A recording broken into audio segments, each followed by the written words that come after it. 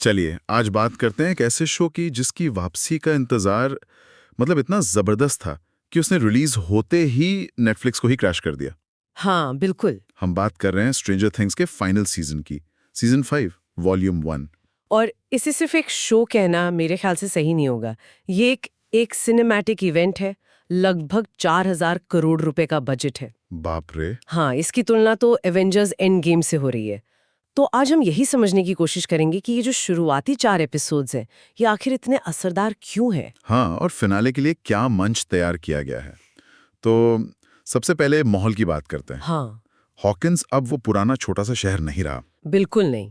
ऐसा लग रहा है जैसे पूरा शहर मिलिट्री के कंट्रोल में है, बाकी दुनिया से कटा हुआ। और हमारे जो मेन कैरेक्टर्स हैं वो सब टीमों में बट गए हैं, छिपकर काम कर रहे हैं।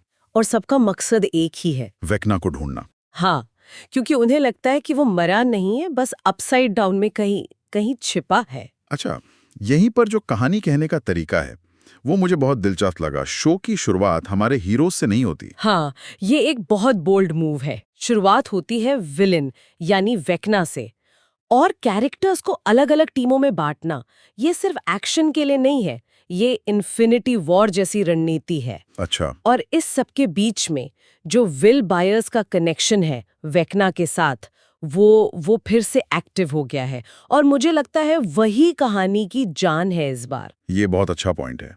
लेकिन एपिसोड्स के पीसिंग के बारे में क्या ख्याल है? मुझे पर्सनली लगा कि पहला एपिसोड तो सेटअप के लिए ठीक था, पर दूसरा एपिसोड थोड़ा सा धीमा नहीं हो गया? लगा। दूसरा एपिसोड थोड़ा धीमा जरूर लगा, लेकिन शायद वो तूफान से पहले की शांति थी। हाँ, हो सकता है। क्योंकि तीसरे एपिसोड से जो रफ्तार पकड़ती है कहानी, वो चौथे एपिसोड में जाकर एक धमाके में बदल जाती है।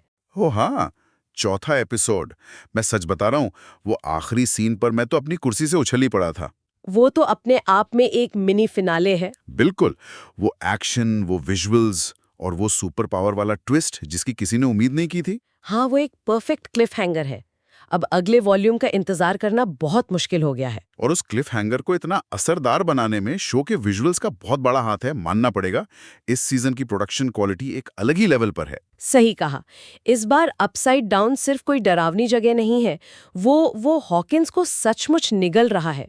हाँ, विजुअल्स में एक बायोलॉजिकल करप्शन दिख रहा है, जैसे असल दुनिया में कोई बीमारी फैल रही हो। किरदारों की दुनिया में भी काफी कुछ चल रहा है। जैसे डस्टिन, वो अपने दोस्त एडी की मौत के गम से जूझ रहा है। और उसका व्यवहार भी बदल गया है। हाँ, और विल और रॉबिन की एक नई जोड़ी बनी है जो काफी ताजगी भरी लगती है। और हमें एक नया रहस्यमयी किरदार भी मिला है, जिसे लिंडा हैमिल्टन निभा रही हैं। उनकी एंट्री ने कहानी में एक और परत जोड़ दी है। हाँ, लेकिन एक छोटी सी बात है जो थोड़ी खटकती है। क्या? जो मेन एक्टर्स हैं उनकी उम्र, अब वो स्कूल के बच्चे नहीं लगते। हाँ, ये बात तो है। ये एक छोटी सी चीज है जो ध्यान खींचती है, लेकिन मुझे लगता है बड़ी कहानी के सामने ये मामूली लगती है। दर्शक इससे नजरअंदाज कर देते हैं। बिल्कुल। तो कुल मिलाकर स्ट्रेंजर थिंग्स 5 का पहला वॉल्यूम ग्रैंड फिनाले के लिए एक बहुत मजबूत और असरदार मंच तैयार करता है। हाँ, ये इमोशनल है, एक्शन से भरपूर है और दर्शकों को और ज्यादा देखने की भूख के साथ छोड़ देता है। बिल्कुल। और यहाँ एक दिलचस्प सवाल सोचने के लिए छोड़ जाते हैं। ये सीजन कहानी के कई पुराने धागों को वापस ला रहा है। यहाँ तक कि सीजन 2 की वो एक विवादास्पद कहानी थी ना। ओह, जिसमें 11 अपनी बहन से मिलती है। हाँ, वही। तो सोचने वाली बात यह है कि क्या ये सिर्फ उस पुराने हिस्से को सही साबित करने की कोशिश है, या फिर फिनाले के लिए कोई पूरी तरह से नई दिशा का संकेत।